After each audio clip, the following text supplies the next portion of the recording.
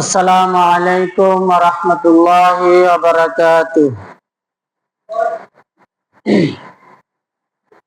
নাহমাদুহু ওয়া নাস্তাঈনুহু ওয়া নাস্তাগফিরুহু ওয়া নু'মিনু বিহি ওয়া নাতাওয়াক্কালু আলাইহি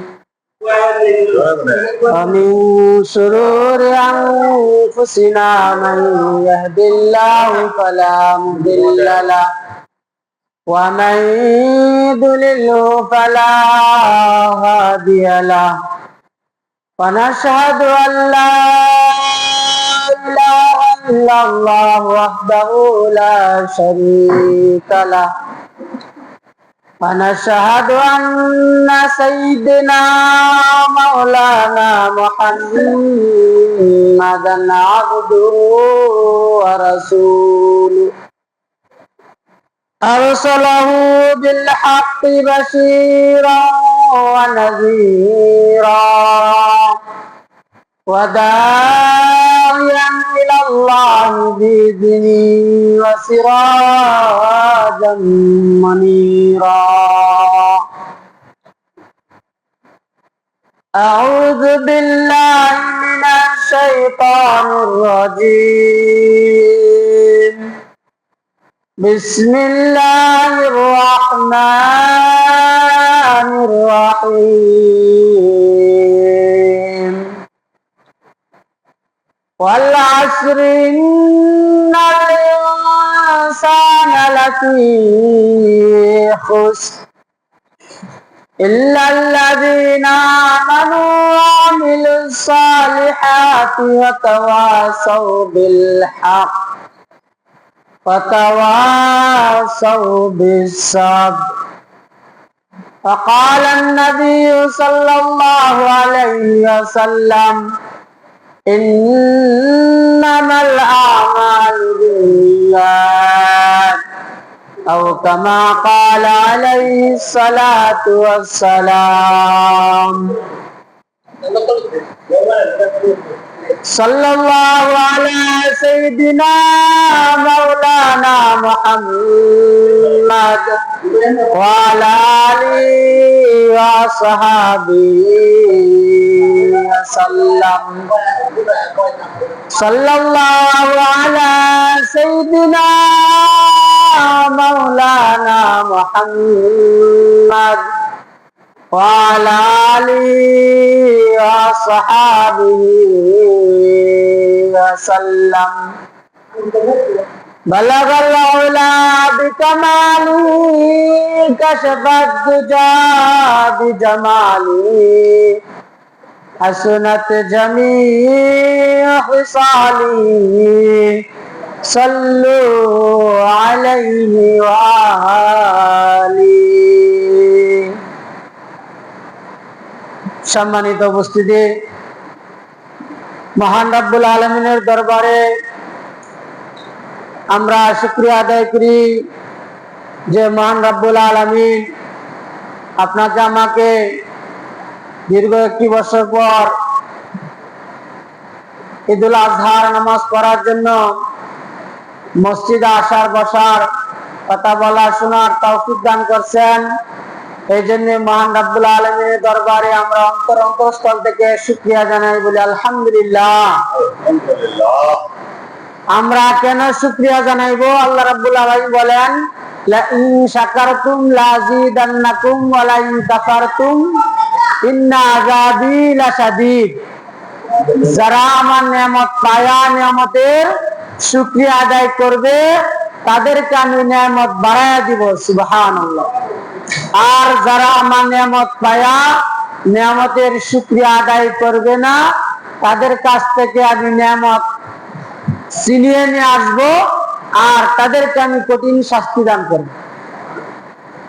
এই জন্যই মহান রব্বুল আলামিনের দরবারে আমরা সর্ব হালতে সর্ব অবস্থায় সুখে থাকি দুঃখে থাকি সর্ব অবস্থায় আমাদের শুকরিয়া আদায় করার দরকার। কারণ আল্লাহ রাব্বুল আলামিনের যে নিয়ামত আমরা ভোগ করতেছি, একটা নিয়ামতের শুকরিয়া সারা জীবন যদি আমরা কি করি আদায় করি আমরা শেষ করতে পারবো না। এই যে অক্সিজেন আমরা যে শ্বাস গ্রহণ করি, এটা যদি আল্লাহ রাব্বুল আলামিন 1 সেকেন্ডের জন্য বন্ধ করে দেয়, আমরা বাঁচবো? এটার জন্য কোনো বিল দিতে হয়? কারণ যেরকম ভাবে বাতাস খাইতেছি মাসে কি দিতে হয়? বিল দিতে হয়। কিন্তু আল্লাহ রাব্বুল আলামিন যদি বিল চাইতো যে অক্সিজেন গ্রহণ করতেছো মাসে টাকা দিতে হইব, তাহলে আমরা কেউ বাঁচতে পারতাম? কেউ কিন্তু বাঁচতে পারতাম না। এই যে চোখ দুইটা আল্লাহ রাব্বুল আলামিন একটা নিয়ামত, এই চোখ দুইটা আল্লাহ রাব্বুল আলামিন দান করছেন। এই চোখ দুইটা যার নাই সে বুঝে চোখের যে মর্ম। চোখ দুইটা জিনিস যে কি দামি, যার চোখ নাই সে বুঝে চোখে কত দাম। এই যে দুইটা কান আল্লাহ রাব্বুল আলামিন আমাদেরকে দান করছেন, দুইটি যদি কান না থাকতো আমরা কোনো কিছু শুনতে পারতাম? কোনো কিছু শুনতে পারতাম না। এই যে নাক আল্লাহ রাব্বুল আলামিন দান করছেন, নাকটা যদি বন্ধ থাকতো তাহলে কোনটা ভালো খাবার কোনটা মন্দ খাবার আমরা এটা যাচাই বাছাই করতে পারতাম না। কারণ যখন নাকের কাছে নেই তখন নাকের সঙ্গে সঙ্গে বলে যে এই খাবারটা ভালো এই খাবারটা মন্দ। যে এই সমস্ত জিনিস আল্লাহ রাব্বুল আলামিন যে আমাদেরকে দান করছেন, এটার শুকরিয়া যদি আদায় করি, সারা জীবনে যদি আদায় করি, তারপরে এই শুকরিয়া আদায় শেষ হবে না। আল্লাহ রাব্বুল আলামিন বলেন, ফাযকুরুনি আযকুরুকুম ওয়াশকুরুলি ওয়ালা তাকফুরুন। যদি তোমরা আমাকে স্মরণ করো, আল্লাহ নিজে বলতেছেন, তোমরা যদি আমাকে স্মরণ করো তাইলে তোমাদেরকে আমি স্মরণ করব। তোমরা যদি আমাকে স্মরণ করো তাহলে তোমাদের বিপদের সময় আমি তোমাদেরকে কি করব? স্মরণ করব। কিন্তু আমরা আল্লাহ রাব্বুল আলামিনকে কি করি না? ডাকি না, স্মরণ করি না। অথচ আল্লাহ রাব্বুল আলামিন বলেছেন, ওয়ামা খালাকতুল জিন্না ওয়াল ইনসা ইল্লা লিয়াবুদুন। আল্লাহ রাব্বুল আলামিন জিন এবং মানুষ এই দুইটা জাতিকে আল্লাহ রাব্বুল আলামিন কি করছেন? বানাইছেন একমাত্র তার ইবাদত বন্দী করার জন্য। শুধু আমাদেরকে কিন্তু আল্লাহ রাব্বুল আলামিন বানানেন, জিন এবং কি মানুষ। আমাদের মানুষের মধ্যে যেরকম ভালো মন্দ সবকিছু আছে, জিনদের মধ্যে এরকম ভালো মন্দ সবকিছুই আছে। তারা আমাদের দৃষ্টির বাহিরে, তাদেরকে আমরা দেখতে পারি নাই, কিন্তু তারা আমাদেরকে কি করে দেখেন। এই পৃথিবীতে সর্বপ্রথম আল্লাহ রাব্বুল আলামিন এই জিন জাতির কি করলো? একটা জাতি ছিল, তারা বসবাস করত। তারা কি করত? বসবাস করত।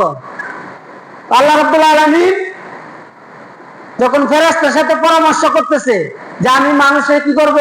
সৃষ্টি করব, তখন ফেরেশতারা কি করলো? অবজেকশন জানাইলো যে আল্লাহ, এক জাতি তো সৃষ্টি করলো, ওরা দুনিয়াতে থাকে দাঙ্গা হাঙ্গামা মারামারি কাটাকাটি ঝগড়াঝাটি করছে, এরা গেলেও তো করবো। তার মানে বোঝা যায় আমরা আগে এক জাতি ছিল, ওরা মারামারি কাটাকাটি করার কারণে আল্লাহ রাব্বুল আলামিন সবাইকে কি করছে? নেস্তানাবুদ করে দিছে, সবাইকে ধ্বংস করে দিছে। একমাত্র তখন বাকি ছিল ইবলিস, আমাদের যে শয়তান, যে ধোঁকা দেয় ইবলিস, ও তখন ছোট্ট ছিল। তো ফেরেশতাদের কি লাগলো? মায়া লাগি গেল যে না, তারা মারবো না। আল্লাহর কাছে কইলো, আল্লাহ এরা খুব মায়া লাগছে, এরা আমরা নিয়ে যাই। তো ইবলিসে কি করলো? আল্লাহ ফেরেশতারা নিয়ে গেল, নিয়ে গিয়া ও আসমানে ফেরেশতা